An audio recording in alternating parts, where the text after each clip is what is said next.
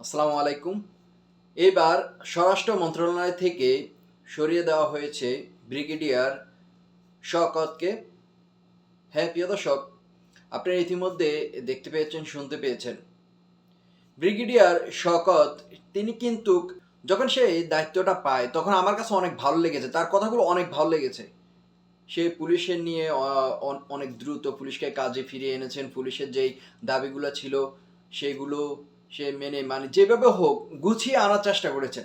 তার কথাগুলো আমার কাছে ভালো লাগছে। আপনাদের কাছে কি ভালো লাগে নাই? কমেন্ট করে জানিয়ে যাবেন। আমি এত বড় একটি দায়িত্ব সে পেয়েছে। আমার কথা হচ্ছে মুখের একটি জবান যদি মুখ থেকে ছুটে যায় সেটা কিন্তু আর ফিরিয়ে আনা যাবে না। শওকত, ব্রিগেডিয়ার এই শওকত তিনি বলেছেন কি? তিনি ওই যে শেখ হাসিনাকে দল গোছানোর জন্য সেই এখনো রাজপথের গা শুকায় নাই, এখনো শুকায় নাই। রাজপথে যে ভাইদের তাজা রক্তে এখনো শুকায় নাই। রাজপথ এখনো শুকায় নাই। না শুকাতে শুকাতে তিনি কি বলেছেন? শেখ হাসিনাকে বলছেন দেশে আসার জন্য, দল গোছানোর জন্য, দলকে সে আওয়ামী লীগকে উৎসাহিত করতেছে। যেটা ছাত্র জনতা তার কথাগুলো মেনে নিতে পারেনি। এ নিয়ে কিন্তু সমন্বয়কে হাসনাত সাজিদ কঠোর হুঁশিয়ারি দিয়েছেন যে আপনি এসব বিষয় নিয়ে কথা না বলবে। কারণ আমার কথা হচ্ছে সে একটা দায়িত্ব, এতবার মিডিয়ার সামনে আসারও প্রয়োজন নাই।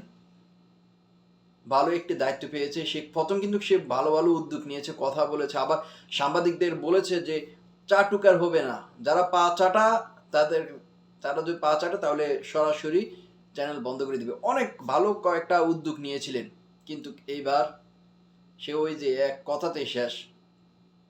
তাকে সরিয়ে এখন নতুন স্বরাষ্ট্র মন্ত্রণালয়ের দায়িত্ব পেয়েছেন লেফটেন্যান্ট কর্নেল জাহাঙ্গীর আলম।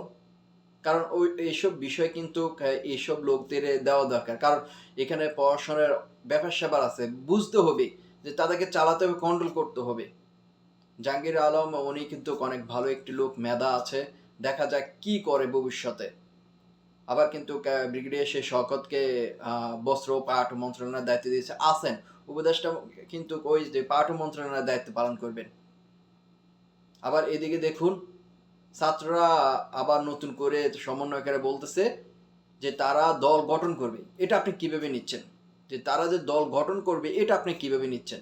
আবার শওকতকে আপনারা যে স্বরাষ্ট্র মন্ত্রণালয় থেকে সরিয়ে দিয়েছে সেটাও আপনারা কিভাবে দেখছেন, নিচ্ছেন সেটাও কমেন্ট বক্সে জানিয়ে যাবেন।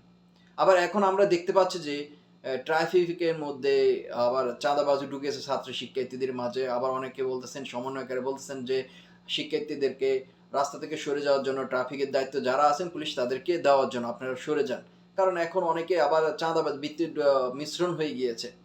আবার দেখুন 15 আগস্টের ঘটনা যদি একটু বলি, যে 15 আগস্টে যে ঘটনা ঘটে গিয়েছে, মুরব্বি যাই হোক সে আগে অনেক কিছুই করতে পারে, কিন্তু তবুও সেই মুরব্বি তার সাথে এ ধরনের কাজ কোনোভাবেই কাম্য নয়। সব বিষয় মিলে কিন্তু অতিরিক্ত করতে গেলে অতিরঞ্জিত কোনো কিছুই ভালো না, কোনো কিছুই ভালো না। আর সেটা শিক্ষার্থী যা সমন্বয়কারী যারা আছে তারা তো তাৎক্ষণিক গিয়ে ওইখানে ব্যবস্থা নিতে পারে না, কারণ বিভিন্ন জায়গায় ছাত্র সবার মন মানসিকতা কিন্তু এক নয়। আপনারা যারা ভিডিওটা দেখছেন অবশ্যই শেয়ার করে দিবেন। যে যা জায়গায় একটু সচেতন হবেন, অতিরঞ্জিত কিছু করতে যাবেন না। শিক্ষার্থীরা ইতিমধ্যে কিন্তু মানুষের ফোন চেক করছে, এরপর রেস্টুরেন্টের মধ্যে, এরপর আবাসিক হোটেলের মধ্যে। আপনার তো এইসব দায়িত্ব নাই ভাই। প্রশাসন দায়িত্ব, প্রশাসন চলে এসেছে, পুলিশের কর্মস্থলে চলে এসেছে। শিক্ষার্থীরা আপনারা আপনাদের পড়াশোনা নিয়ে ব্যস্ত থাকুন। যদি কোথাও অন্যায় অবিচার হয় তখন আপনারা কথা বলবেন, আপনাদের অন্যায়ের প্রতিবাদ জানাবেন। যাই হোক, ভালো থাকবেন, সুস্থ থাকবেন, নিরাপদে থাকবেন। আর যারা দায়িত্বে আছেন, যে ব্রিগেডিয়ার শওকত, তিনি কিন্তু প্রথম ভালোই ছিলেন আমি বলতেছি।